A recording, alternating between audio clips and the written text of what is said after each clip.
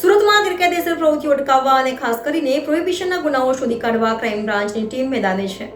ત્યારે ક્રાઇમ બ્રાન્ચની ટીમે વિદેશી દારૂ ભરેલી બોલેરો પિકઅપને ઝડપી પાડી હતી। ચોરખાનું બનાવી દારૂની હેરાફેરી કરનાર બેને ક્રાઇમ બ્રાન્ચે ઝડપી પાડી લાખોનો મુદ્દામાલ કબજે કર્યો હતો।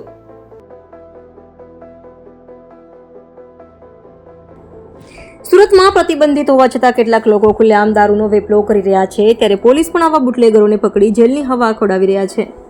ત્યારે દારૂની હેરાફેરી કરનારો અલગ અલગ મોડસ ઓપરેન્ડી અપનાવી દારૂની હેરાફેરી કરતા હોય છે, તો આવી જ બુટલેગરોની એક મોડસ ઓપરેન્ડીને ક્રાઇમ બ્રાન્ચે ઝડપી પાડી છે। ક્રાઇમ બ્રાન્ચની ટીમે પેટ્રોલિંગ દરમિયાન બાતમીના આધારે પાલ હજીરા રોડ પર વીર સ્વસ્તિક આઇકોન બિલ્ડિંગ સામે ડીએમ અરેના સ્પોર્ટ્સ ગ્રાઉન્ડ તરફ જતા રોડ પરથી પસાર થતા મહિન્દ્રા બોલેરો પિકઅપ વાનને આંતર્યો હતો અને પિકઅપ વાનના અલગ મૂળ યુપીનો અને હાલ વલસાડના વાપીમાં રહેતા નીરજ ઉર્ફે સંતોષસિંહ રાજપૂત તથા બીજો મૂળ યુપીનો અને હાલ વલસાડના વાપીમાં જ રહેતા રવિ પ્રેમ બહાદુરસિંહ રાજપૂતને ઝડપી પાડી બોલેરોની ઝડપી લીધી હતી, જેમાં પોલીસને કંઈ મળતું ન હતું।